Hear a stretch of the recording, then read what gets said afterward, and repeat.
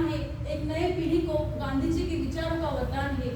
आज यहाँ उपस्थित सभी प्रमुख अतिथि तथा गुरुजन वर्ग और यहाँ बैठे हुए सभी छात्राएं को मैं प्रणाम करती हूँ। और जो आज का हमारा विषय है गांधी का वैश्विक प्रभाव, आज के समय में गांधीवादी विचार की प्रासंगिकता, तो इस विषय पे मैं अपने कुछ विचार आप सभी के साथ साझा करना चाहती हूँ। हम सब आज हर देश आज एक नए दौर से गुजर रहा है। हर देश में शस्त्र बनने जा रहे हैं और हम जब कोरोना वायरस, एक छोटे से वायरस को हम हराने में असमर्थ रहे, क्योंकि हर एक देश चाहता है कि मैं दूसरे देश के ऊपर नियंत्रण कर सकूं, लेकिन ये कोई नहीं कह रहा है कि मैं सिर्फ अपने आप पे विचार करना चाहता हूँ। तो सब देश से आज मांग हो रही है कि इस परिस्थिति में हम कैसे शांतिपूर्वक रह सके। तो ये जो शांति का जो संदेश है सबसे पहले महात्मा गांधी जी ने दिया था। उन्होंने कहा था अगर आपको किसी भी रास्ते पे चलना होगा तो शांति से चला जा सकता है। अगर आप हिंसा के मार्गों को अपनाते हैं तो अंत में आप ही का नुकसान हो जाता है। जब अंग्रेजों ने हमारे ऊपर सत्ता की तब उन्होंने कुछ मजदूरियों को अपने साथ लिया और वो उनसे कुछ भी काम करवाते थे, लेकिन उनको उनके लिए कुछ भी रुपए नहीं देते थे। तब सबसे पहले गांधी जी ने वो आगे आए और उनको कहा कि आप जो कर रहे हो वो गलत कर रहे हो। मतलब गांधी जी सिर्फ जो शोषण कर रहे हैं उनको भी वो बोल रहे हैं कि आप अहिंसा के मार्ग पे जाओ और किसी का शोषण मत करो। ये जो सब है ये प्राचीन इतिहास से आज मध्ययुगीन इतिहास तक और मध्ययुगीन इतिहास से आज वर्तमान समय में भी गांधी जी के विचार उतने ही महत्वपूर्ण है।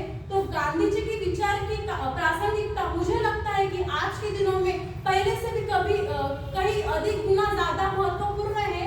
जब आज 2023 चल रहा है, लेकिन 1920 में, आज 2023 में भारत एक राष्ट्र है, लेकिन 1920 में भारत राष्ट्र था ही नहीं।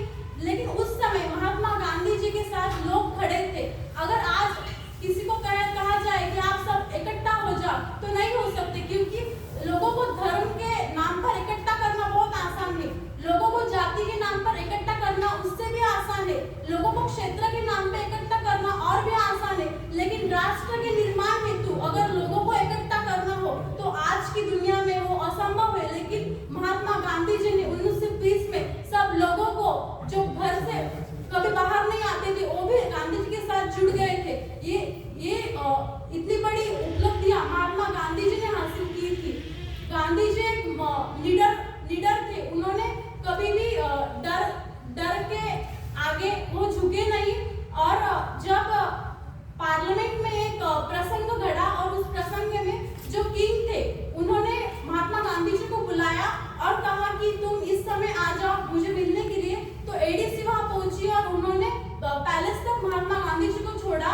और उस समय किंग का मतलब था कि दो तिहाई दुनिया पे जो राज करता था उसे कहा जाता था किंग। तो महात्मा गांधी जी को उस किंग ने पूछा कि well mister Gandhi, where are your clothes, आपके कपड़े कहाँ है? तो गांधी जी बताते थे कि पूरे हिंदुस्तान के कपड़े तो आपने चुरा के पहन लिए हुजूर।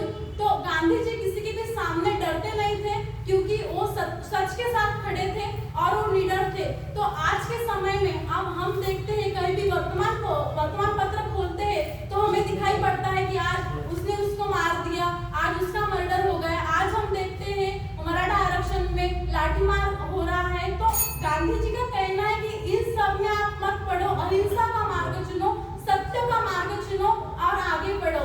तो गांधी जी कहते हैं कि मेरे पास मरने के लिए तो बहुत सारे कारण है, लेकिन किसी को मारने के लिए मेरे पास एक भी कारण नहीं। मुझे लगता है कि ये बात बहुत गंभीर है और अगर हम सब भी इस बात को अपनाते हैं तो कठोर से कठोर